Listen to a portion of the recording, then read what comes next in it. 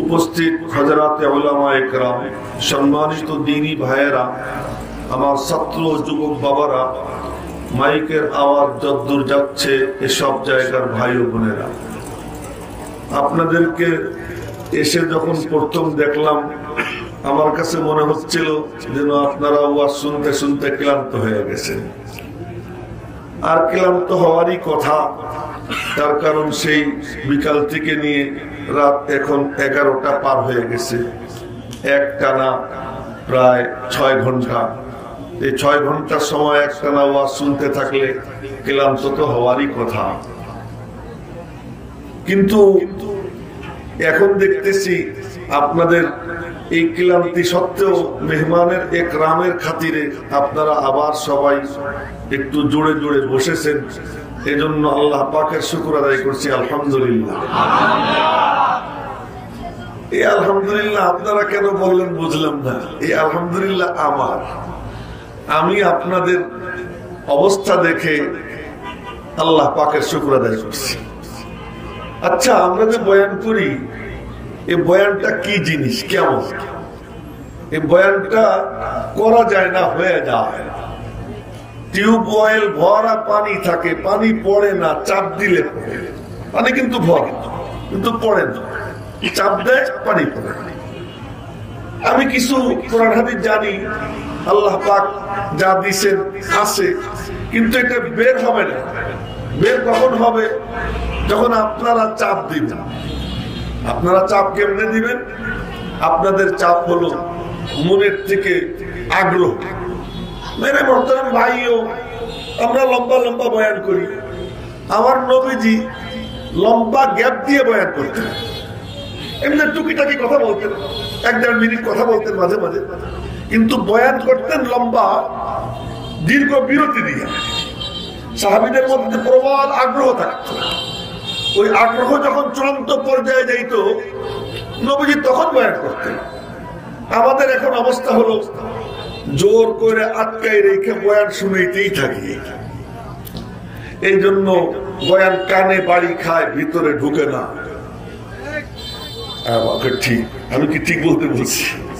उल्फत में बराबर के वफा हो के जफा हो, उल्फत में बराबर के वफा हो के जफा हो, हर चीज में लज्जत है अगर दिल में मजा हो। दिले যদি মজা থাকে না, তখন বকাবকি করলেও তা শুনতে মজা লাগে। আমার মসজিদের মেহরাব মিম্বরের সামনে বসতো এক বুড়া, মসজিদ নির্মাণে 11.5 লক্ষ টাকা দিছে ওই জামানায়, এই 91-92 সালের সময়। সে একদিন আমার বলে কি, হুজুর আপনি গাইলেও মজা লাগে। আমি মনে মনে বললাম যে আমি গাইলে মজা ওনার এই জন্য লাগে যে আমারে ওনার ভালো লাগে। তাই আপনাদের কাছে যদি আমি আগ্রহী, আপনাদের আগ্রহ থাকে আমার উপরে, এরপরে যদি আমি গালাগালও করি আপনাদের কাছে ভালো লাগবে। কিন্তু শর্ত আছে একটা। কি শর্ত? ওই গালাগালের মধ্যে যদি আমার ইখলাস থাকে, আল্লাহর সন্তুষ্টির জন্য। আমি ওই দিন এক দৃষ্টান্ত দিচ্ছিলাম, মহিলা মাদ্রাসায় একটু হাদিস পড়াইতেছিলাম গতকাল। তো বললাম যে মামুনিরা, তোমাদের কপালে যদি কোনো মুখে মশা পড়ে আর তোমার মা মনে মনে ভাবে এই মশাটায় কামড় দিলে আমার মামুনির ডেঙ্গু হইতে পারে, চিকুনগুনিয়া হইতে পারে, এরকম আশঙ্কা নিয়ে তোমার মা যদি তোমার কপালে থাপ্পড় মারে মশা মারার জন্য, এতে যদি তোমার ব্যথা লাগে, কষ্ট পাবানি? কয় না, কষ্ট পাবো। কেন? মার মনের মধ্যে আমার প্রতি ভালোবাসা। আমি যদি আপনাদেরকে ভালোবাসি, সে ভালোবাসা আপনাদের কল্যাণ কামনায় ইখলাসের সাথে আল্লাহর দিকে তাকাইয়া বকাবকি যদি করি, এই বকাবকিতে আপনাদের কষ্ট লাগবে না। এই জন্য প্রথমেই দোয়া চাই যে আমি যা কিছু বলি আল্লাহ যেন ইখলাসের সাথে বলবার তৌফিক দান করেন।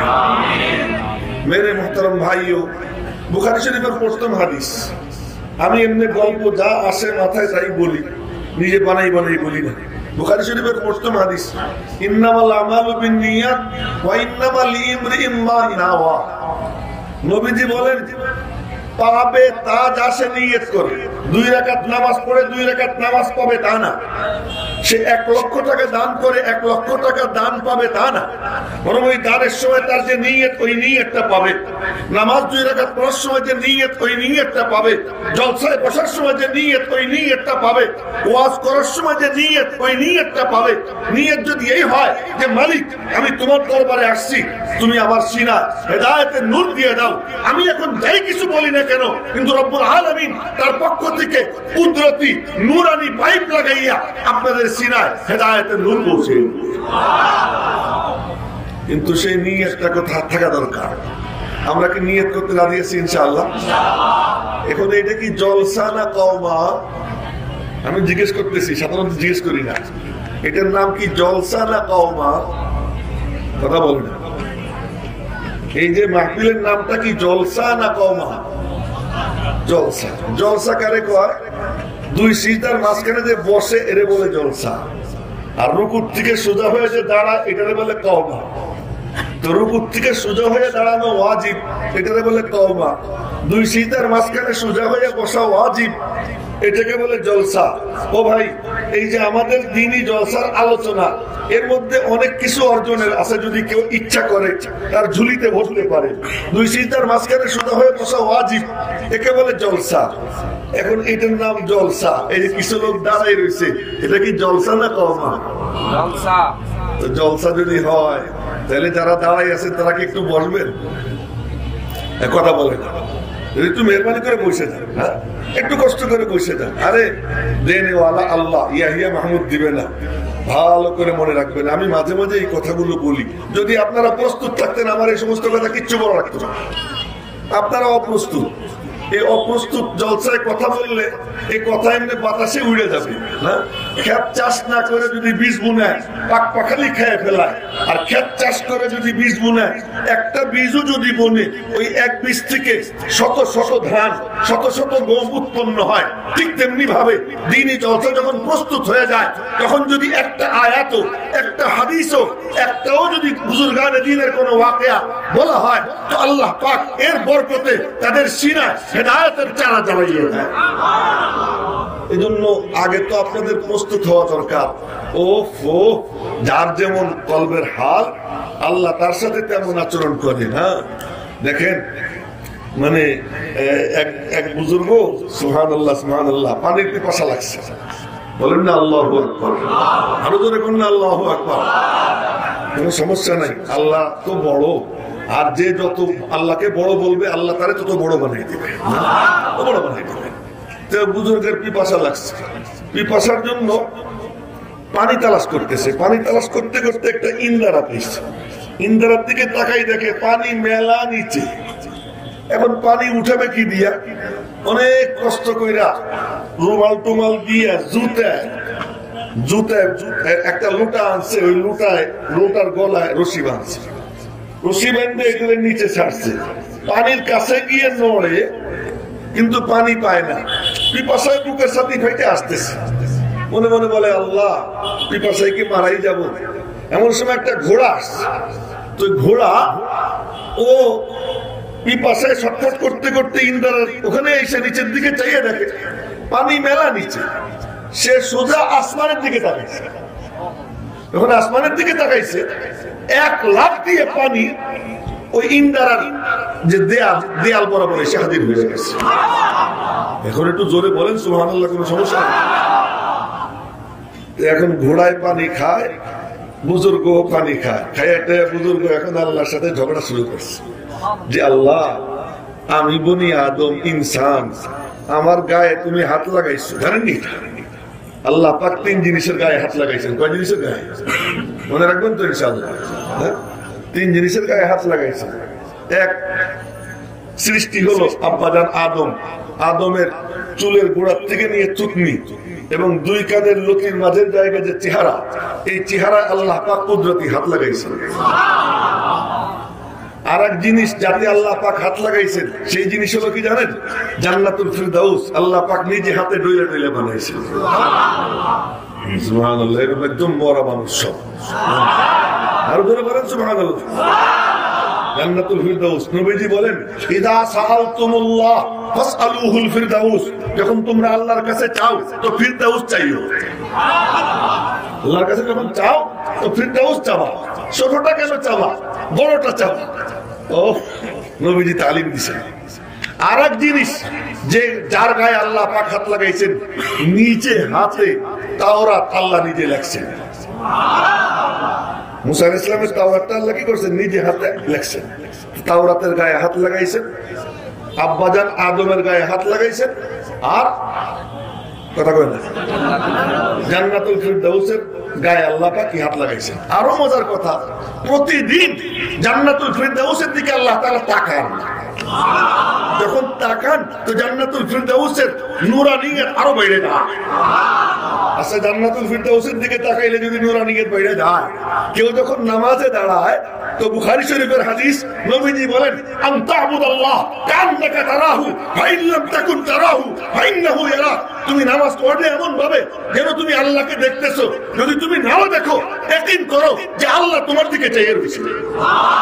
আচ্ছা, জান্নাতুল ফিরদাউসের দিকে যদি আল্লাহ পাক একবার তাকায়, তাতে যদি জান্নাতুল ফিরদাউসের এত নূর হয়, তো কোন আল্লাহর বান্দা, কোন আল্লাহর বান্দি যখন নামাজে দাঁড়ায়, আল্লাহর কসম, আল্লাহর কসম, আল্লাহর কসম, আল্লাহ পাক নিজে তার দিকে চাইয়ে থেকে যায়।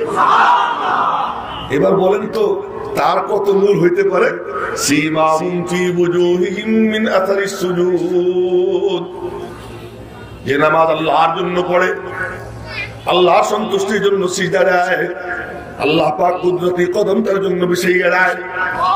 চেহারা যদি কালাও হয়, আল্লাহ পাক তার চেহারা এমন নুরানি বানাইয়া দেয়, তুই তার দিকে তাকাইলে মনে হয় চেহারায় নিজেকে দেখা যায়। আমার মনে পড়ে যায় শেখ নুরউদ্দিন গওহরপুরী রহমতুল্লাহি আলাইহি, হাড়ি পাইলার কালির মতো কালা দেখছেন নি আপনারা? শেখ নুরউদ্দিন গওহরপুরী রহমতুল্লাহ আলাইহি একেবারে কালা, কিন্তু আল্লাহর বান্দার দিকে যখন তাকাইতাম, সুযোগ যখন মিলে যাইতো দেখছি, তো তাকাইলে মনে হইতো যেন ওনার চেহারায় আমার চেহারা দেখা যায়। সীমাহুম ফি বুজুহিহিম মিন আসারিস সুজুদ। তো বলতেছিলাম যে নামাজে দাঁড়াইলে আল্লাহ তার দিকে তাকায়। এখন কত দামি ওই মখলুক, যে মখলুকের গায়ে আল্লাহ হাত লাগাইছেন।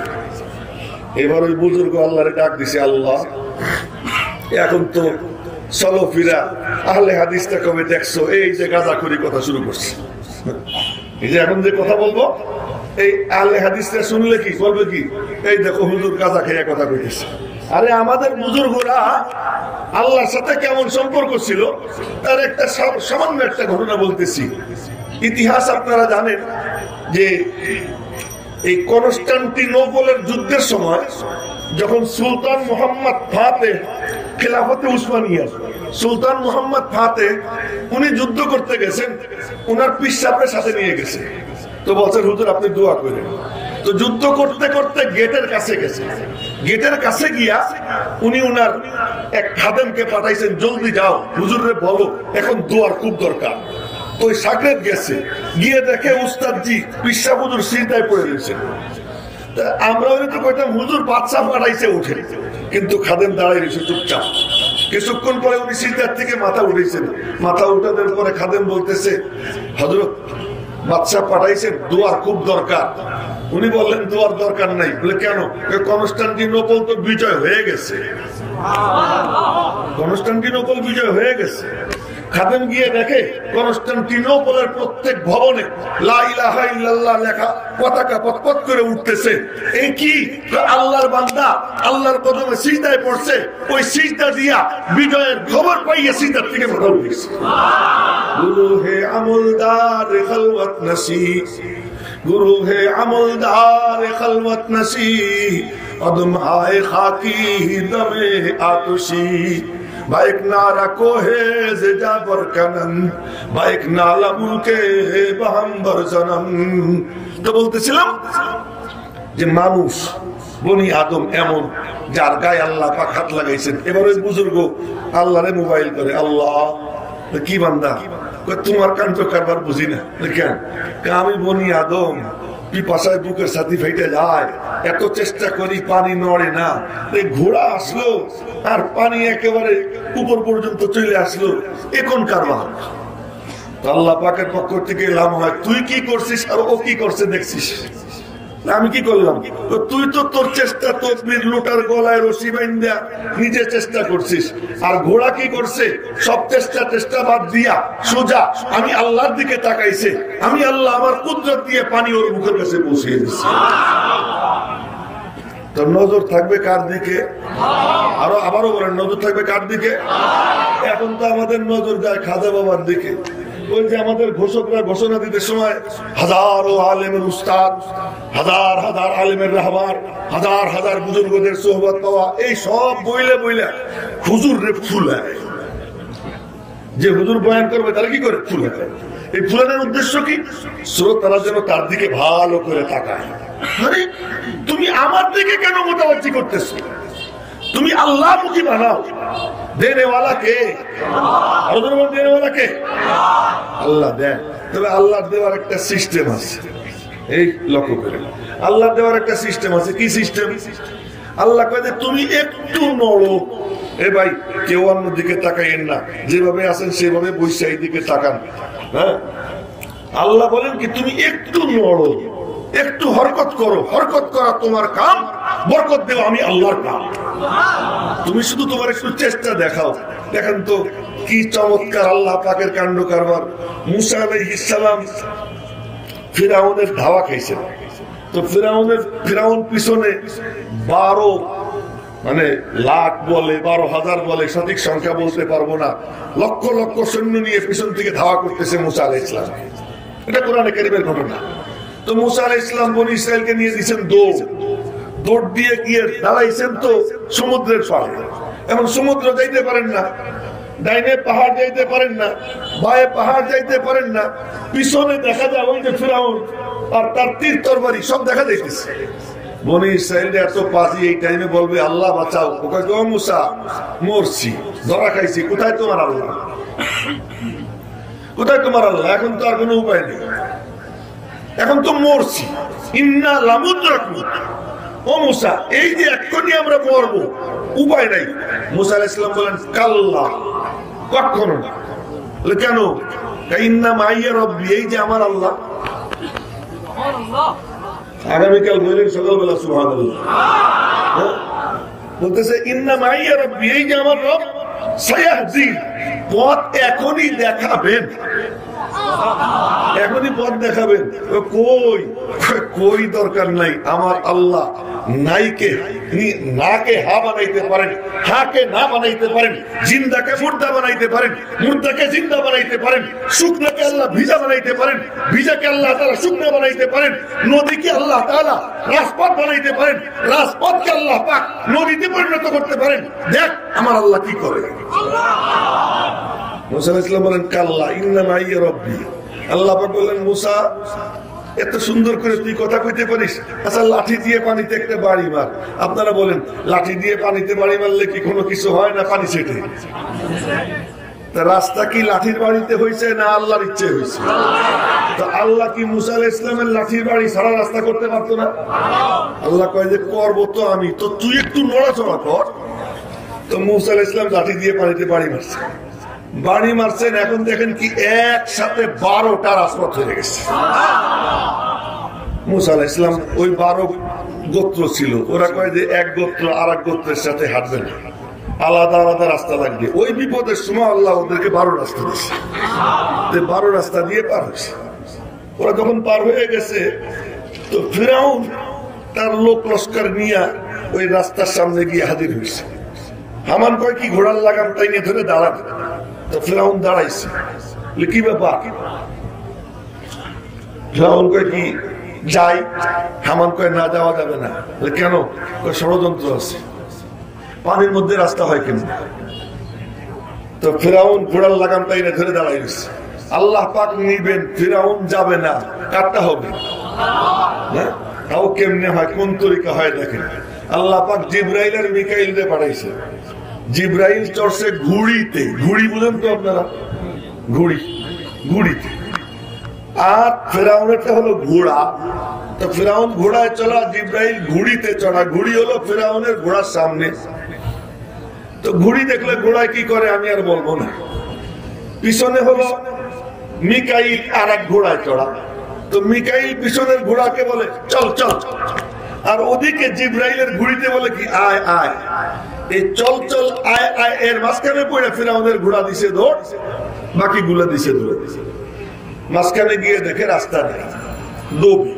ওই কাহিনী শুনো আমার উদ্দেশ্য না, শুধু এতটুকু বুঝানো কি যে একটু লাঠি দিয়ে দেও না বাড়ি, তোমার কাম এতটুকু হরকত করো। নবীজি 300-র উপরে সাহাবীদেরকে নিয়ে রাস্তায় আটকা পড়ছে, পানি নেই, সাহাবীরা ছটফট করতেছে, উঠ হাঁপাইতেছে, ছটফট করতেছে, পানি পানি পানি। নবীজি বলেন আলী যাও তো দেখো তো কোথাও পানি পাওয়া যায়নি। এই সব কিন্তু হাদিস শুনে দিচ্ছে, কোথাও পানি পাওয়া যায়নি। খুঁজতে খুঁজতে খুঁজতে খুঁজতে দেখে এক বেটি পানির বছর 2টা উটের পিঠে নিয়ে ওই উটে চড়ে বেটি যাইতেছে। হযরত আলী গিয়ে বেটিরে বলছে এই বেটি নবীজি তোমারে ডাকে। ওই বেটির কোনো উপায় নাই, আইসে। নবীজি বললেন ওই পানির মশক নামাও। পানির মশক নামাইছে, পানির মশক কাট কইরা নবীজি ওই মুখের মধ্যে আঙ্গুল রাখছে। এখন সাহাবীরা দেখতেছে নবীজির 2 আঙ্গুলের ফাঁক দিয়ে পানির ঝর্ণা শুরু হয়ে গেছে। এখন নবীজি বললেন তোমাদের উটগুলোরে পানি খাওয়াও, তোমাদের মশকগুলো পানি দিয়ে পূর্ণ করো। তো সবাই উটরে পানি খাওয়াইতেছে। উট আবার একবারে 1 সপ্তাহ পানি খায়, ওই পানি রিজার্ভ ট্যাঙ্কিতে জমা রাখে, যখন দরকার পড়ে একটু একটু বের করে আর খায়। সুবহানাল্লাহ সুবহানাল্লাহ, আমার আল্লাহর কি কুদরত। মরুভূমির জাহাজ উট, এই উটরে আল্লাহ এই ক্ষমতা দিয়েছেন 1 সপ্তাহ পানি রিজার্ভ ট্যাঙ্কিতে আটকে রাখে, একটু একটু বের করে আর খায়। উট খাইছে, মশক ভরছে, সবাই গোসল করছে, পানি খাইছে। এরপরে দেখে ওই বেটির পানি যেমন ছিল তেমন পড়ে দিচ্ছে। এখন কি পানি কি বেটির মশক থেকে আইছে না আল্লাহ দিছে? কিন্তু নবীজির মশক তালাশ করে আইনা এরপরে আঙ্গুল সেখানে সেট করতে হয়েছে। তুমি হরকত করো, বরকত দেনেওয়ালা আমি আল্লাহ। কোনো আওয়াজ করবে না, আওয়াজ তো আমি আরো নমুনা দেখাইতেছি হাদিস থেকে। আর হাদিস চর্চা যখন হয় ওই মজলিসের মাঝে আসা রওজা পাকের মাঝখানে কোনো বেড়া থাকে না, কোনো দেয়াল থাকে না, কোনো পর্দা থাকে না। রওজা পাক থেকে ওই মজলিসের মধ্যে নূরের তাজাল্লি পড়তে আরম্ভ হয়ে যায়। আমি আপনাদের সামনে হাদিসের চর্চা করতেছি, চলুন আর এক হাদিস শুনি না। নবীজি যাইতেছেন, এখনো সেই কূপের পানি মিষ্টি, এখনো সেই কুয়ার পানি এখনো মিষ্টি, সেই পুকুরের পানি এখনো মিষ্টি। সাহাবীরা বলতেছে ইয়া রাসূলুল্লাহ পানি নাই, ওজুর পানি নাই। দেখো না কোথাও একটু পানি পুনি পাওয়া যায়নি, ও যে পুকুরের নিচে এতটুকু পানি চিকচিক করতেছে। তো নবীজি নিজের তীর নিয়ে ওখানে গাইড়ে দিলেন, গাইড়ে দিয়ে বললেন পানি নাও। এবার পানি নেওয়া শুরু হইল, পানি নেওয়া শুরু হইল। এই পানি কি নবীজি তীরে আসতেছে না আল্লাহ দিচ্ছে? কে দিতেছে? কিন্তু নবীজিকে দিয়ে আল্লাহ হরকত করাইতেছে। ও ভাই, এই যে মাহফিলের আয়োজন উম্মুল মুমিনিন মহিলা মাদ্রাসা যে দীর্ঘ কয়েক মাস আগ থেকে এই আয়োজন করছে, এই প্যান্ডেল করছে, এই বিছানা বিছাইছে, এই ডেকোরেশন করা হয়েছে, এই ইয়াহিয়া মাহমুদের আশা, সকলের আশা কিছু বলা, এ সব হলো হরকত। বরকত দেনেওয়ালাকে আর বরকত দেনেওয়ালাকে আল্লাহরে ভুলে গিয়া আমরা খাজার দিকে চোখ দিয়ে রাখি, বক্তার দিকে চোখ দিয়ে রাখি, পীরের দিকে চোখ দিয়ে রাখি। আর এক এক পীরে বসানোর সময়, বক্তারে বসানোর সময় একেবারে মানে এই সেই কি যেন আমার কথা যখন বলতেছিল, আমি মনে মনে বলতেছিলাম কি আমার কথাই বলে না আর কারো কথা বলে না। না, এইগুলো তরিকা না, এগুলো সুন্নতের খেলাফ। মনে রাখবেন ভালো করে, সুন্নত है मेरे पेश नजर कल्बों में अल्लाह, বলেন না আল্লাহু আকবার। सुन्नत है मेरे पेश नजर कल्बों में अल्लाह, रोजा मेरी आंखों में है, काबा मेरे दिल में। আল্লাহকে দেখানো যায় না, নবীজিকে লুকানো যায় না। আল্লাহ থাকেন লুকাইয়া, নবীজি থাকেন ভাইসা। ঈমান দেখানো যায় না, ইসলাম লুকানো যায় না। মনে রাখবেন কথাগুলো বলতেছি, ঈমান দেখানো যায় না, ইসলাম লুকানো যায় না। ঈমান থাকে লুকাইয়া, ইসলাম থাকে ভাইসা। আল্লাহকে দেখানো যায় না, নবীজিকে লুকানো যায় না। নবীজি থাকেন ভাইসা, মুখের দিকে তাকাইলে নবী দেখা যায়, মোষের দিকে তাকাইলে নবী দেখা যায়, মাথার দিকে তাকাইলে নবীজিকে দেখা যায়, তোমার লুঙ্গির দিকে তাকাইলে নবীজিকে দেখা যায়, তোমার গায়ের পোশাকের দিকে তাকাইলে নবীজিকে দেখা যায়। খাইতে যখন তুমি বসবা, তোমার খাওয়ার ডেকোরেশন কি, ওই ডেকোরেশনের মধ্যে নবীজিকে দেখা যায়। তুমি যখন রাস্তা দিয়ে হাঁটবা, তোমার হাঁটার মধ্যে নবীজিকে দেখা যায়। তুমি যখন কথা বলবা, ওই কথা বলার মধ্যে নবীজিকে দেখা যায়। নবীজিকে লুকানো যায় না, আল্লাহকে দেখানো যায় না। কেউ যখন তার মধ্যে নবীজিকে নিয়ে আসে, রব্বুল আলামিন বলেন, আমার নবীর আসতে দেরি, তোর কাছে আমার আসতে দেরি হবে না। সুন্নত হ্যায় মেরে পেশে নজর কলব মে আল্লাহ। আমি আপনাদেরকে জিজ্ঞেস করি, আপনারা কারে চান? ধরে বলেন না, কারে চান? ও আর কি দরকার? বলতেছিলাম, দিলে মজা থাকলে সবকিছুতে মজা লাগে। দিলে মজা কখন আসে বলবো? দিলে মজা কখন আসে বলবো? কোটি টাকায় দিলে মজা আসে না, কোটি টাকায় দিলে মজা আসে না। এসি গাড়িতে বসে দিলে মজা আসে না, এসি রুমে থেকেও দিলে মজা আসে না। চেয়ারম্যান হয়ে মজা পাওয়া যায় না, এমপি হয়ে মজা পাওয়া যায় না, মন্ত্রী হয়ে মজা পাওয়া যায় না। মজা কখন পাওয়া যায়? যার দিলের সম্পর্ক মালিকের সঙ্গে হয়, আল্লাহ পাক তাকে দারিদ্রের মধ্যেও বাদশাহীর মজা দান করে দেয়। দরিদ্র, ভালো খাবার নাই, পরনে ভালো কাপড় নাই, কিন্তু মালিকের সাথে লিংক আছে। সুবহানাল্লাহ, সুবহানাল্লাহ। বেলাল খোলা আকাশের নিচে দাঁড়াইয়ে ডাক দিছে আল্লাহ। বলেন না একবার আল্লাহ। খোলা আকাশের নিচে দাঁড়াইয়া, আসমানের নিচে দাঁড়াইয়া, খেতে দাঁড়াইয়া ডাক দিছে আল্লাহ। ইলহাম হয়, কি রে বেলাল, কি বলতে চাও? মালিক, বড় মজায় আছি, বড় মজায় আছি। কি মজা? আমি ডাক দেই আর সে আদিম থেকে ডাকের সাড়া পাই। বেলালের উপর মায়ের পড়ে, শুনেন, বেলালের উপর মায়ের পড়ে। কেমন মার? চাবুক দিয়ে বাড়ি মারে, খালি গায়ে চামড়া উঠে যায়, টপ টপাইয়া রক্ত ঝরে। বেলাল তখন বলে, লা ইলাহা ইল্লাল্লাহ, লা ইলাহা ইল্লাল্লাহ। আরে দেখে যে কিরে মারি, তারপরেও লা ইলাহা ইল্লাল্লাহ বলে। শেষ পর্যন্ত মার আরো বাড়ায়, বেলাল আরো জোরে বলে লা ইলাহা ইল্লাল্লাহ, আরো জোরে বলে। ক্ষিপ্ত হয়ে আরো মারে। কেমনে মারে জানেন? মাটিতে ফেলাইয়া বুকের উপরে গরম পাথর চাপা যায়। ওই পাথরে বেলাল পরে বলতেন যে পাথরের চামড়া পুড়ে, গোস্ত পুড়ে, আর পোড়া গন্ধ আমার নাকে আসে। এই টাইমেও বেলালের মুখ দিয়ে আওয়াজ বের হয়, আহাদুন আহাদ। বলেন না, আহাদুন আহাদ, আহাদুন আহাদ। মালিকের পক্ষ থেকে মোবাইল আসে, ও বেলাল। জি মালিক। ব্যথা পাইস না? কয় না। ব্যথা পাইস না? কয় না। কেন? কেন? যখন আমার মারে, তখন আমার মনে হয় আমার মালিকের জন্য মাইর খাইতেছি, আমার মাওলার জন্য মাইর খাইতেছি। তুমি আমার দিকে তাকাই রইছো, আমি কোনো ব্যথা অনুভব করি না, আমার কাছে মজা লাগে। জফা জো ইশক মে হোতা হ্যায় वो जफा ही नहीं, सितम न हो तो मोहब्बत में कुछ मजा ही नहीं, सितम न हो तो मोहब्बत में कुछ मजा ही नहीं। প্রেমের মধ্যে যদি জুলুম নাই হইল তো প্রেমের মজা কোথায়? তো বলতেছিলাম, মালিকের সঙ্গে যার সম্পর্ক হয়, বেলাল দেশের ছেড়ে টানে, তবুও বেলাল মজা পায়। আমি আপনি আমার কথাই বলতেছি, আমার এসি গাড়ি, মজা তো পাই না।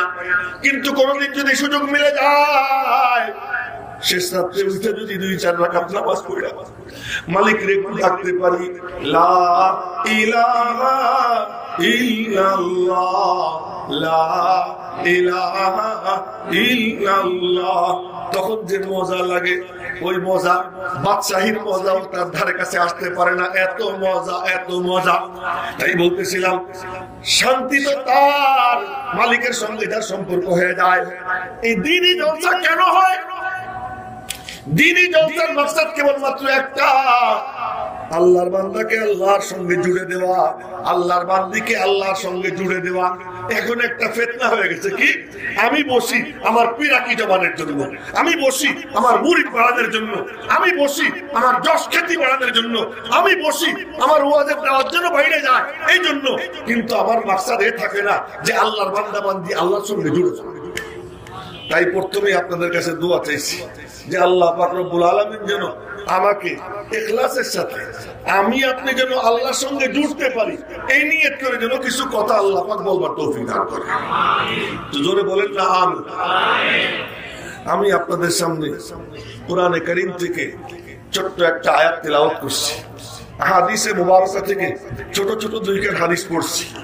রবিউল আউয়াল মাস, সুতরাং এই মাসের সাথে সঙ্গতি রেখে, এই মাসের সাথে সঙ্গতি রেখে আমি আয়াত এবং হাদিস পাঠ করেছি।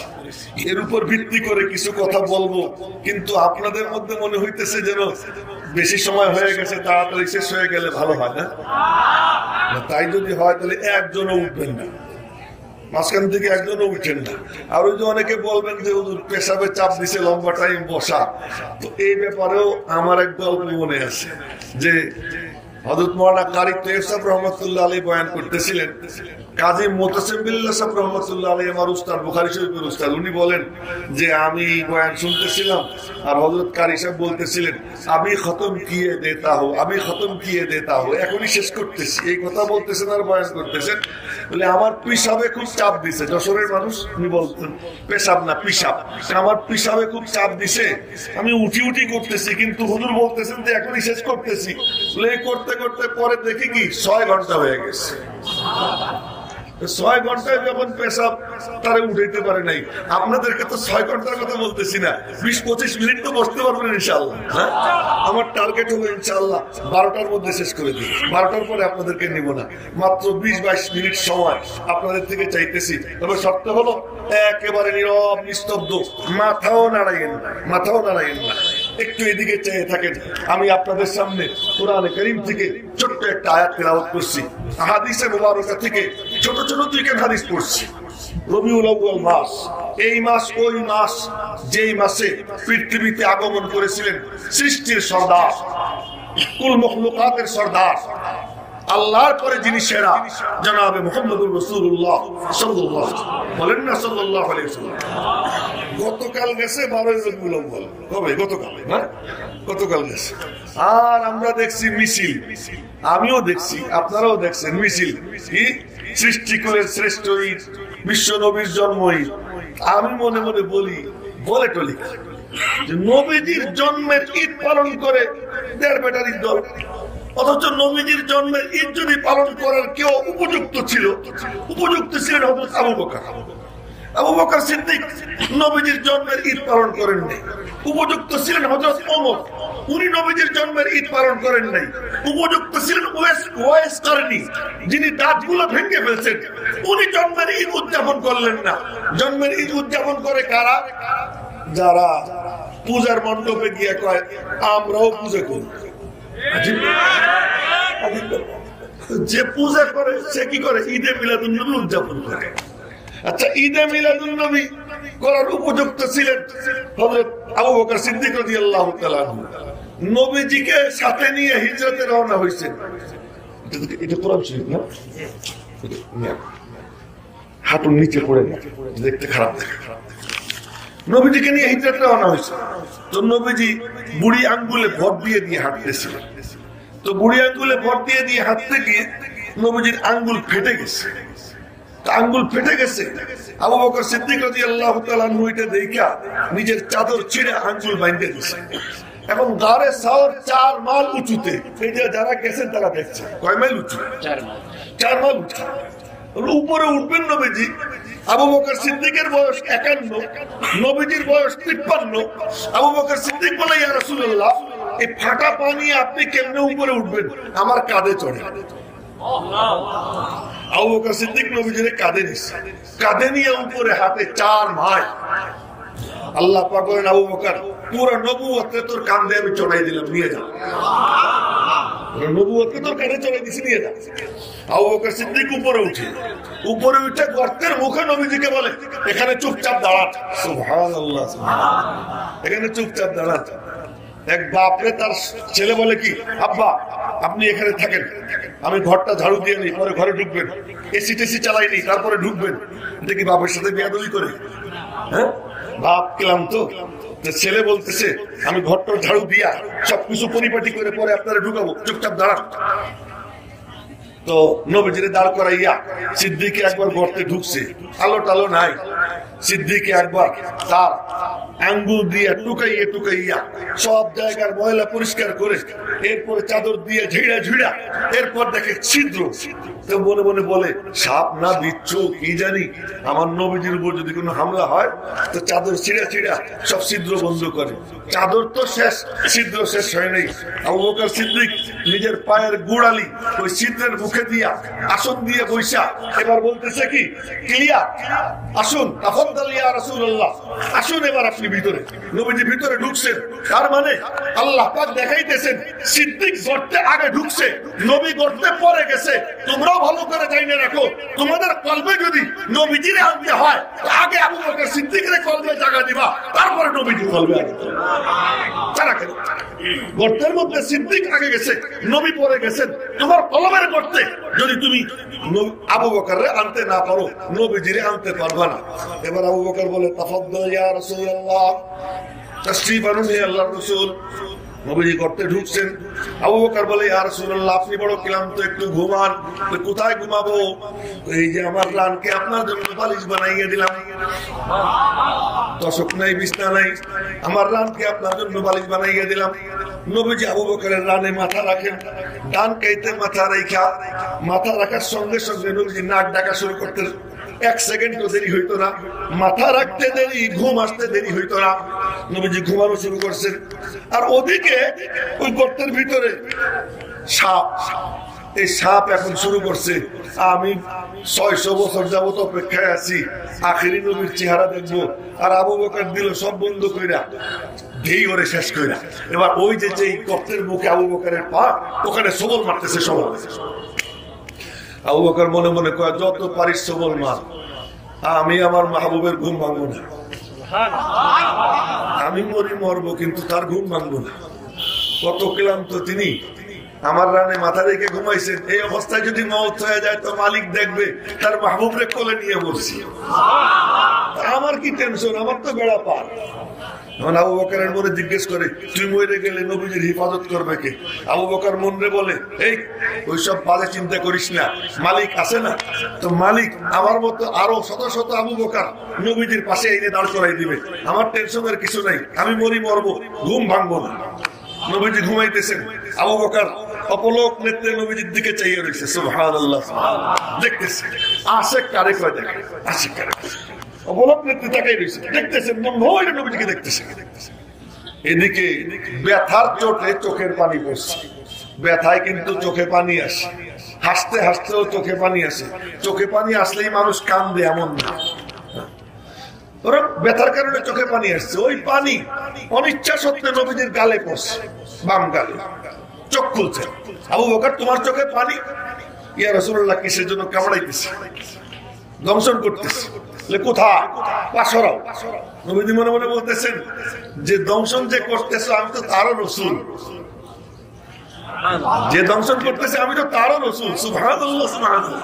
সুতরাং টেনশনের কি আছে, আমার উম্মতই তো। আচ্ছা ঠিক আছে, আবু বকর পাশরাও। আবু বকর পাশরাইছে, সাপ ফনা তুলে, বড় বড় 2 চোখ, হা করে চাইয়ে দেখে। 600 বছর যাবত অপেক্ষা করতেছে নবীজিকে দেখার জন্য। কত বছর? 600 বছর। 600 বছর অপেক্ষার পর আজ পাইছি। হা করে দেখা। এই কাহিনী শোনানো আমার মাকসাদ না, এটা শুনাইতে গেলে তো 1 ঘটনার জন্যই 1-1.5 ঘন্টা লাগবে। ওইটা আমার উদ্দেশ্য না, উদ্দেশ্যের দিকে আমি যাইতেছি। সে ওই দেখে আবার ভিতরে চলে গেছে। নবীজি বললেন, আবু বকর কোন জায়গায় কামড় দিছে দেখাও না, পাখা। আবু বকর পা লম্বা করছে। নবীজি হাত মুবারক, আঙ্গুল মুবারক জিহ্বায় নিছেন। বুজুর্গানে দিন বলেন যে আবু বকরের চোখের পানি নবীজির গালে পড়ে লালা হইয়া জিহ্বায় যায়, নবীজির হাতে আসে, হাত মুবারক আবু বকরের পায়ে লাগে, আর আবু বকর সিদ্দিক বলে আমার কাছে মনে হইল কোনদিন কোনো কিছুতে আমার কামড়ি দেয়নি। ও ভাই, আবু বকর মরা না জিন্দা আপনারা বলেন? বুঝেছি এই জন্যই তো বলতেছি, বুঝতে হয়। আবু বকর মরা না জিন্দা? মরা। আবু বকর নিজের মাইরে ফেলাইছেন, জিন্দা রাখছেন আল্লাহ। রাখছেন কি? এক কামড় দিলে মানুষ বাঁচে না, আর দংশনের পরে দংশন চলতেছে, আবু বকর জিন্দা রয়েছে। কে জিন্দা রাখছেন? আবু বকর সিদ্ধান্ত নিয়ে নিছেন, নবীজির ঘুমের জন্য আমি আমার জীবন দিয়ে দিব। সেই আসে, ওই আশেক, সেই আশেক 2 বছর খলিফাতুল মুসলিমিন ঈদে মিলাদুন নবী উদযাপন করলেন না। আর তোমরা তোমাদের মুখে দাঁড়ি নাই, গায়ের পোশাক আশাক সব ইহুদি খ্রিস্টানের, কৃষ্টি কালচার ইহুদি খ্রিস্টানের, আর তুমি বলতেছো ঈদে মিলাদুন নবী। আরে ঈদে মিলাদুন নবী করলে তো আবু বকর করতো, আবু বকর করে নাই। হযরত ওমর ফারুক রাদিয়াল্লাহু তাআলা আনহু তিনি নবীজির ইন্তেকাল যখন হয়ে গেছে, ওমর ফারুক রাদিয়াল্লাহু তাআলা একটু দূরে ছিলেন, আসছেন, এসে দেখেন সবাই কান্দে। কান্দিস কেন? নবীজির ইন্তেকাল হয়ে গেছে। আর সাথে সাথে খাপ থেকে তরবারিকে করছে, সাবধান, আর একবার যদি কেউ বলবি ইন্তেকাল, আমি তার কল্লা উড়াই দেবো। আমার নবীর ইন্তেকাল হয়নি, ওই দেখ মুস্কি মুস্কি হাসতেছে। আমার নবীজির ইন্তেকাল হয়নি, উনি বেড়াইতে গেছে। মুসা আলাইহিস সালাম তুর পাহাড়ে গেছিলেন, আল্লাহ পাকের আওয়াজ শুনছেন। আওয়াজ শোনার পরে কই যে আল্লাহ তোমার আওয়াজ এত সুন্দর, না জানি তুমি কত সুন্দর। আল্লাহ পাক বলতেছেন কি বলতে চাও? ওই আওয়াজ শুনতে শুনতে আর সহ্য হইতেছে না, পর্দা সরাও। কি করবি? তোমার একটু দেখবো। আল্লাহ পাক বললেন পারবি না, সামর্থ্য নাই। আল্লাহ একটু দেও না, অল্প একটু টেস্ট নিব, এলাও হইল, টেস্টে পাস করলে পরে দেখা দিব। কি টেস্ট?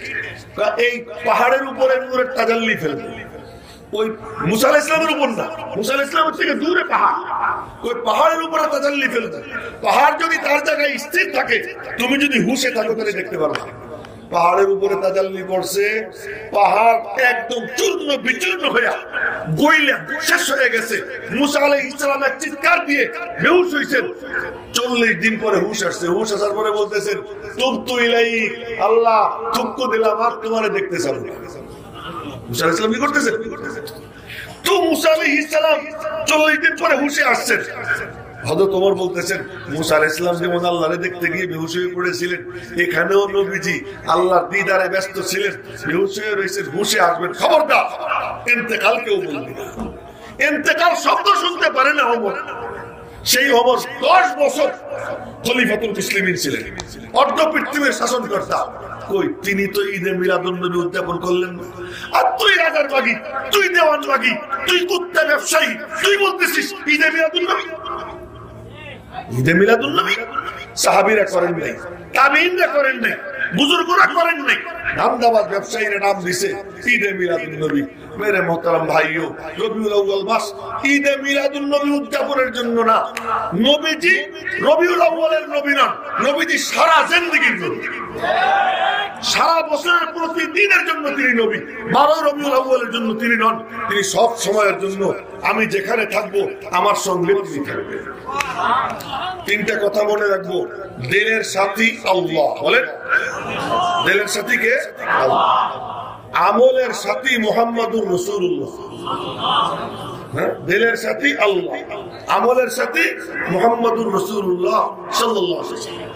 আর পথের সাথী সাহাবায়ে কেরাম, চলার পথের সাথী কারা? আবার বলতেছি, কথাগুলো মনে রাখেন। দিলের সাথী, আমলের সাথী, আর চলার পথের সাথী সাহাবায়ে কেরাম। এই আল্লাহ রাসূলুল্লাহ সাহাবায়ে কেরাম, এদেরকে সাথী বানানো, এটা হলো আমার আপনার কাজ সারা জীবনের জন্য। এই রবিউল আউয়াল মাস, এই মাসে 3 তাশরীফ আনলেন, কিন্তু এই তাশরীফ আনার পরে এই জন্ম ছিল তার কোন জন্ম? শারীরিক জন্ম। আরেকটা জন্ম তার হয়, ওই জন্ম হয় রমজান মাসে, হেরা গুহা। সেই জন্মের পরে তার নাম হয় মুহাম্মাদুর রাসূলুল্লাহ। যখন জন্ম হইল মা আমিনার পেট থেকে, তখন তার নাম মুহাম্মদ ইবনে আব্দুল্লাহ। আর যখন হেরা গুহার থেকে জন্ম হইল, তখন তার নাম মুহাম্মদুর রাসূলুল্লাহ সাল্লাল্লাহু আলাইহি ওয়াসাল্লাম। যখন তিনি মা আমিনার পেট থেকে জন্ম নিয়েছেন, আবু লাহাব খুশি হয়েছে, সব মানুষ খুশি হয়েছে, কিন্তু হেরা গুহায় জন্ম নেওয়ার পরে সবাই খুশি হয় নাই। হাতে গোনা কিছু লোক খুশি হয়েছে। ওই হাতে গোনা যারা খুশি হয়েছে, আল্লাহ পাক দুনিয়ায় থাকা অবস্থায় তাদের পকেটে জান্নাতের টিকিট দান করে দিয়েছে।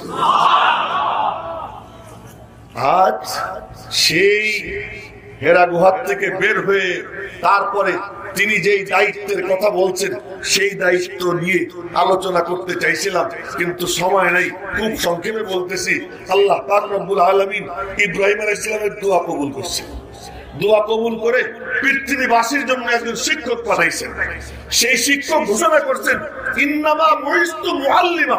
আসমান সাত, জমিন বিছানা, আরশে আজিম হলো হেড অফিস, জিম্মাদার আল্লাহ, আর আমি সারা দুনিয়ার জন্য শিক্ষক হয়ে আল্লাহ আমাকে পাঠিয়েছেন। ইন্নামা বুইস্তু মুআল্লিমা, আমি তোমাদেরকে তালিম দিব, আমি তোমাদেরকে শিক্ষা দিব। আমার শিক্ষায় শিক্ষিত হয়ে তোমরা জীবন যাপন করবা, তো তোমাদের দুনিয়া থেকে এই পথে যে চলবে তার পথটা গিয়ে জান্নাতে ফেলবে। আমার দেখানো পথ বলতেছেন, ইন্নামা বুইস্তু মুআল্লিমা, আমার আল্লাহ আমাকে শিক্ষক বানাইয়া পাঠাইছেন। মেরে মুহতারাম ভাইও, আসমান ও জমিন সৃজনের 1000 বছর আগে আল্লাহ পাক নিজে মাদ্রাসা কায়েম করেছেন, উম্মাহাতুল মুমিনিন মহিলা মাদ্রাসা। এই জন্য মাদ্রাসার প্রসঙ্গ আমি উত্থাপন করলাম। আসমান ও জমিন সৃজনের 1000 বছর আগে আল্লাহ তাআলা মাদ্রাসার ভিত্তিপ্রস্তর স্থাপন করেছেন স্বয়ং আল্লাহকে। মাদ্রাসা বানাইছেন সর্বপ্রথম কে? অনেকে বলে কি যে মাদ্রাসা শিক্ষা বন্ধ করে দেওয়ার পায়তারা চলতেছে, মাদ্রাসা অগ্রযাত্রাকে ব্যাহত করার চক্রান্ত চলতেছে। আমি উলামায়ে কেরামকে আশ্বস্ত করতে চাই যে যেই প্রতিষ্ঠানের প্রতিষ্ঠাতা আল্লাহ, ওইটা বন্ধ করার সামর্থ্য কারো আছে? বলেন আছে? এজন্য চেষ্টা করে দেখতে পারো, ওপেন চ্যালেঞ্জ, চেষ্টা করে দেখতে পারো। তোমার ঠ্যাং ভাঙবে, তোমার হাত ভাঙবে, তোমার ক্ষমতা যাবে, তোমরা লাঞ্ছিত হবা, কিন্তু আল্লাহর কসম, আল্লাহর জমিনে যেই মাদ্রাসার প্রতিষ্ঠাতা আল্লাহ, ওই মাদ্রাসা বন্ধ করার সামর্থ্য আল্লাহ কাউকে দেয় না।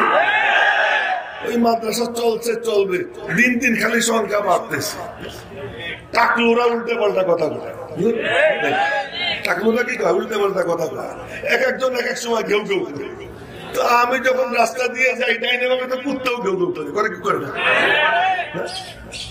আমরা যখন কাফিয়ে পড়ছি, কাফিয়ে ছাত্রদেরকে পড়াই, আপনারা আমাদের মাদ্রাসার কিতাবগুলোর নাম একটু শুনেন। সেখানে একটা কবিতার একটা লাইন আছে, ওয়ালাকাদ আমুরু আলাল্লাইমি ইয়াসুবুনি, ওয়ালাকাদ আমুরু আলাল্লাইমি ইয়াসুবুনি, ফামাযাইতু সাম্মাহু কুলতু লা ইয়ানিনি। কমিনার পাশ দিয়ে গেলে কমিনারা গাই না, গাল দেওয়া কমিনাদের স্বভাব। কমিনা নিচু যারা। আর আরেকটা কথা মনে রাখবেন, বর্তমানে ক্ষমতায় যারা বসা, এর ম্যাক্সিমাম কুলি, মজদুর, সন্ত্রাসী, ওই কি বলে, আমি কি নাম দিব, আপনারা টুকাই মুকাই, এর এক একটা ওই কোনখান থেকে ই করে তারপরে ক্ষমতার চেয়ারে বসে গেছে। এদের মধ্যে এত পচা ভাষা, এত পচা মন মানসিকতা, এদের বংশেরও ঠিক নেই। বিশেষ করে ইসলামের বিরুদ্ধে যারা কথা বলে, কোরআনের বিরুদ্ধে যারা কথা বলে, উলামা বিদ্বেষ নিয়ে যারা কথা বলে, আল্লাহর কসম তাদের জন্মে দোষ আছে। তার কারণ কোরআন এমন এক সম্পদ, এমন এক নিয়ামত, যে নিয়ামত না আসলে মানুষ হইতো না। মানুষের মধ্যে আর কুত্তার মধ্যে কোনো পার্থক্য থাকতো না, মানুষের মধ্যে আর শুয়ারের মধ্যে কোনো পার্থক্য থাকতো না, মানুষের মধ্যে জীবজন্তুর মধ্যে কোনো ব্যবধান থাকতো না। মানুষকে মানুষ বানাইছে যে কোরআন, সেই কোরআনের বিরুদ্ধে যে কথা বলে সে আর যাই হোক সুবংশের সুনাগরিক হতে পারে না, সুসন্তান হতে পারে না। ওটা কোনো কুলাঙ্গার, ওটা কোনো কুপুত্র, ওটা কোনো জানার সন্তানই হতে পারে। যে আল্লাহ বলে কি, হুজুর মিম্বরে বসে গালি দেন, মাঝে মাঝে গালি দেওয়া সুন্নত, মাঝে মাঝে গালি দেওয়া কি সুন্নত। এই কোরআনের বিরুদ্ধে, নবীর বিরুদ্ধে যারা কথা বলছে, আমার আল্লাহর গালি শোনেন, আমার আল্লাহর গালি শুনেন। সূরা নূন ওয়াল কলম, সূরা কলম 29 পারা। এখানে আল্লাহ একটা না 10টা গালি দিয়েছেন। কয়টা গালি? আল্লাহর মতো এরকম পবিত্র জুবান, সেই জুবান দিয়ে আল্লাহ গালি দিতেছেন। গালিগুলো শোনেন, খালি একটু তিলাওয়াত করি আর শোনেন। বিসমিল্লাহির রহমানির রহিম। নুন ওয়াল কলমি ওয়া মা ইয়াসতুরুন মা আনতা বিনি'মাতি রাব্বিকা বিমাজনুন ওয়া ইন্না লাকা লাআজরান গায়রা মামনুন ওয়া ইন্নাকা লাআলা খুলুকিন আযীম ফাসাতুবসিরু ওয়া ইউবসিরুন বিআইয়িকুমুল মাফতুন ইন্না রাব্বাকা হুয়া আ'লামু বিমান দাল্লা আন সাবিলিহি ওয়া হুয়া আ'লামু বিল মুহতাদিন ফালা তুতি'ল মুকাজ্জিবিন ওয়াদ্দু লাউ তুদহিনু ফায়ুদহিনুন। এই পর্যন্ত কোনো গালি নাই, নবীজিকে সান্ত্বনা। এখন শুরু হয়েছে আল্লাহর গালি। ওয়ালা তুতি কুল্লা হাল্লাফ মাহিন হাম্মাজ মাশাইন বিনামিম মান্নাইল লিল খায়র মুতাদিন আসিম উতুল্লিন বাদা যালিকা জানিম। আল্লাহ পাক শেষের গালি দিবেন ওইটা জাউরা। আল্লাহ কি বলছেন? এটা জারস। তো মনে রাখবেন, কোরআনের বিরুদ্ধে যে কথা বলবে, কোরআনের বিরুদ্ধে যে কথা বলবে, আল্লাহর কসম, মুসলমান হোক আর যেই হোক, অমুসলিম হোক, সে জারস সন্তান ছাড়া কিচ্ছু হতে পারে না। কারণ নবীর বিরুদ্ধে, কোরআনের বিরুদ্ধে জারজি এমন ভূমিকা রাখে আল্লাহ কোরআনে বলে দিয়েছেন। আমার আল্লাহ যখন গালি দিয়েছেন, সেই গালি আমি দিব না কেন? আমার নবীজি বসে রয়েছেন হুদাইবিয়ার সন্ধির সময়, একজন আইসা কয় কি, এরকম নবীজির দাড়ি ধরে টানে আর কথা কয়। হযরত মুগীরা ইবনে শুবা রাদিয়াল্লাহু তাআলা আনহু হাতের মধ্যে বাড়ি মারছেন, এই হাত নামা, হাত নামা। এরপরে আর একটা কথা কইছে সে। হযরত আবু বকর সিদ্দিক কয় কি, উমসুস বদরাল লাতি ওয়াল উজ্জা, যা তুই লাত উজ্জার সেটা চার। কে বলতেছে? আবু বকর সিদ্দিক। আবু বকর সিদ্দিকের মতো এরকম পবিত্র জুবানওয়ালা, যে নবীর সঙ্গে বেয়াদবি করতেছে, বলতেছেন কি, যা উমসুস, বুখারী শরীফের হাদিস শুনেছি, উমসুস বদরাল লাতি ওয়াল উজ্জা, যা তুই লাত উজ্জার সেটা চার। নবীজি মুস্কি মুস্কি হাসতেছেন, আল্লাহ মুস্কি মুস্কি হাসতেছে। আবু বকর, জায়গা মতো গালি দিছিস, যা, এই গালিতে তোর আমলনামায় সওয়াব দিয়ে দেব, এই গালিতে সব। ও মুসলমানের বাচ্চা, ভালো করে মনে রাখেন, কোরআনের বিরুদ্ধে যে দাঁড়ায়, সে দেশের শত্রু, প্রধানমন্ত্রীর শত্রু, সরকারের শত্রু, জনগণের শত্রু, এবং শেষ পর্যন্ত সে তার মা বাবার কুলাঙ্গার সন্তান। কোনো ভালো লোক হতে পারে না। তো বলতেছিলাম যে এই কোরআন, এই নিয়ামত আল্লাহ তাআলা এই মাসে দান করেছেন। তো নবীজি সেই মাদ্রাসা, সেই মাদ্রাসা, যে মাদ্রাসার প্রতিষ্ঠাতা আল্লাহ, ওই মাদ্রাসার নিসাবে তালিমের নাম হলো কি, কালামুল্লাহ। আর এর প্রধান শিক্ষকের নাম মুহাম্মদুর রাসূলুল্লাহ সাল্লাল্লাহু আলাইহি ওয়াসাল্লাম। এই মাদ্রাসার লক্ষ্য উদ্দেশ্য কি? লক্ষ্য উদ্দেশ্য হলো তাআল্লুক মা আল্লাহ, আল্লাহর সাথে সম্পর্ক জোড়া। মেরে মুহতারাম ভাইও, এই জন্য মাদ্রাসায় যে মেয়ে আসুক ছেলে আসুক, উস্তাদ প্রথমে বলে কি, শুরু করো কি, স্কুলে যাবা, আমার সোনার বাংলা, আমি তোমায় ভালোবাসি, এই গান গাইতেই হবে বাধ্যতামূলক। আর মাদ্রাসায় যখন আসো, তো মাদ্রাসায় কি পড়ায়? ছোট্ট বাচ্চা এখান দিয়ে লোল পড়ে, এখানে ময়লা, চোখে ময়লা। আর এমন সময় উস্তাদজি বলতেছে, বলো রব্বি ইয়াসসির, বলেন না আপনারা রব্বি ইয়াসসির? আইসা প্রথম কথা বলে রব্বি ইয়াসসির, ও রব তুমি আমার জন্য সহজ করে দাও, আমি তোমার দেওয়া নিয়ামত সিনার মধ্যে নেওয়ার জন্য আসছি। তুমি যে নিয়ামত পাঠাইছো, ওই নিয়ামতকে সিনায় নেওয়ার জন্য আসছি। রব্বি ইয়াসসির, ও রব তুমি আমার জন্য সহজ করে দাও। এই ওই শিশু বাচ্চা যখন বলে রব্বি রব্বি রব্বি, ও যখন বলতেছে রব্বি রব্বি রব্বি, আপনারা কল্পনা করতে পারছেন এতটুকু বাচ্চা, মাসুম বাচ্চা, মায়ের কোলে থাকার কথা ছিল, মার গলা জোড়ায় ধরে থাকার কথা ছিল। এই কনকনে শীতের রাত্রে ঘুম থেকে ওঠে, সামনে শীত আসতেছে, কাঁপতে কাঁপতে গিয়ে ওযু করে, ওযু করে আইসা এই সময় থাকলে উস্তাদরা বলেন 2-4 রাকাত নামাজ পড়ে, নামাজ পড়ে কয় রব্বানা যালামনা রব্বানা আতিনা, আল্লাহ আসমানি বালা আসমানি উঠাইয়া নাও, জমিনে বালা আর জমিনে দাফন করে দাও। ও মালিক, যারা আমাদেরকে সাহায্য সহযোগিতা করে তুমি তাদের হেফাজত করো, তাদের জানমালের হেফাজত করো, তাদের ব্যবসা বাণিজ্যে বরকত দাও। ওরা কি বলে? রব্বি রব্বি রব্বি, ও রব্বে করিম, রব্বি ইয়াসসির, ও রব তুমি আমার জন্য সহজ করে দাও, ওয়ালা তুআসসির, কঠিন কইরো না। এই মুখস্থ করে দেখো অন্য কোন বই, এই কোরআন শরীফ ছোট্ট ছোট্ট বাচ্চা, 10 বছরের বাচ্চা, 8 বছরের বাচ্চা 30 পারা কোরআন তার সিনায় জমে যায়। কেমনে জমে? ও যখন এসে ডাক দেয় রব্বি, রব্বে করিমের আরশে আজিমের খুঁটি কাঁপতে আরম্ভ করে যায়। আল্লাহ পাকের আরশে আজিমের খুঁটি কাঁপে। ফেরেশতারা সুপারিশ করে, মাওলা এই ভারী নিয়ামত ওর সিনায় নেওয়ার জন্য আসছে, ও কচি বাচ্চা, মালিক তুমি ওরে দিয়ে দাও।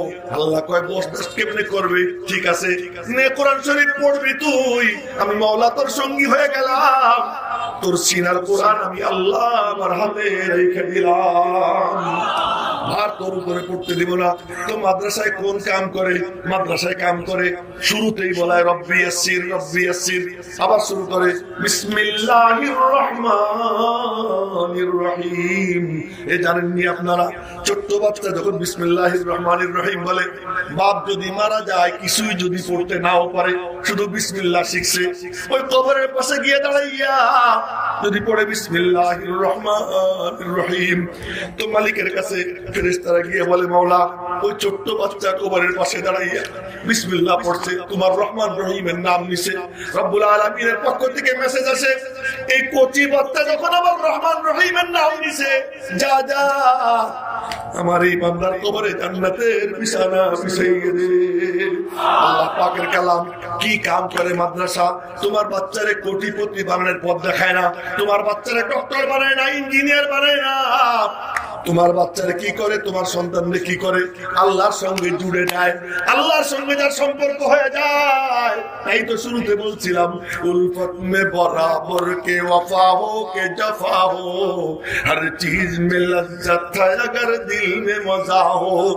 এক ইমাম সাহেব তারে জিজ্ঞেস করছে, হুজুর বেতন কত? বেতন কত? ৬০০০। কত বেতন? ৬০০০। বাচ্চা কাচ্চা কতজন? আলহামদুলিল্লাহ 16 জন। কতজন? 16 বাচ্চা কাচ্চা। बोलते एक बीबी मर गई अगर ना 20 हो जाता, बीबी एक जन मारा गए 20 हो सन्तान। कैसा दिन गुजर रहा है, কেমন চলতেছে? আলহামদুলিল্লাহ बहुत अच्छा। एक डॉक्टर संगे देखा, डॉक्टर साहब কেমন আছেন? আলহামদুলিল্লাহ। बच्चे कच्चे कितने हैं? तो 2 ही बच्चे सबसे अच्छे। तो 2 बच्चे सबसे भालो 2 बच्चा। तो माहाना इनकम कितना है? मासिक इनकम को तो 6 लाख। कैसा चल रहा है? तो भाई बहुत मुश्किल से दिन गुजर रहा है। 6 लाख টাকা মাসে ইনকাম, 2 বাচ্চা, মুশকিলে দিন কাটে। 6000 টাকা বড় মজা আয়, দিন যায় কেমনে যায়? কই 6000 টাকার মধ্যে মাওলা তার কালামের বরকতে বরকত দান করে দেয়, ওই বরকতে তার দিন যায়। এই জন্য বলি যে মাদ্রাসায় কি করে? মাদ্রাসায় পয়সা আল্লাহ বানায় না, কিন্তু মালিকের সঙ্গে সম্পর্কটা করে সম্পর্ক বসে থাকে। এই উম্মাহাতুল মুমিনিন মহিলা মাদ্রাসা কি করবে? কাম একটাই করবে, এই সন্তানদের, এই মেয়েদের আল্লাহ পাকের সাথে সম্পর্ক কায়েম করে দিবে। ওই সম্পর্কটুকু নিয়ে যেখানে যাবে, যে পরিস্থিতিতে যাবে, আল্লাহ পাক তার সিনায় নূর দিবে, ওই নূর দিয়া ওই এলাকাকে সে আলোকিত করবে। আমরা কি আমাদের সন্তানদেরকে ইনশাআল্লাহ এই সমস্ত প্রতিষ্ঠানে দিয়ে তাদের সিনাকে আলো ঝলমলে বানাবো তো ইনশাআল্লাহ? আল্লাহর সঙ্গে জোড়ার জন্য নিজের সন্তানদেরকে এর থেকে বড় কোনো নিয়ামত হয় না। সন্তানকে কার সঙ্গে জুড়ে দেওয়া? আল্লাহর সঙ্গে জুড়ে দেওয়া। কিন্তু মাদ্রাসাওয়ালারা কি করে? মাদ্রাসা কি করবে? মাদ্রাসা এই কাম করে, তোমার সন্তানকে আল্লাহর সঙ্গে কি জুড়ে দেয়। মাদ্রাসার প্রতিষ্ঠাতা আল্লাহ, জিম্মাদার আল্লাহ, প্রধান শিক্ষক রাসূলুল্লাহ, এর নিসাবে তালিম হলো কালামুল্লাহ। এই মাদ্রাসার লক্ষ্য উদ্দেশ্য হলো তাআল্লুক মা আল্লাহ, আল্লাহর সঙ্গে জুড়ে যাওয়া। সুতরাং আমরা আমাদের সন্তানদেরকে মাদ্রাসায় দিব, আল্লাহর সঙ্গে জুড়বো, রাজি আছি তো ইনশাআল্লাহ? আল্লাহ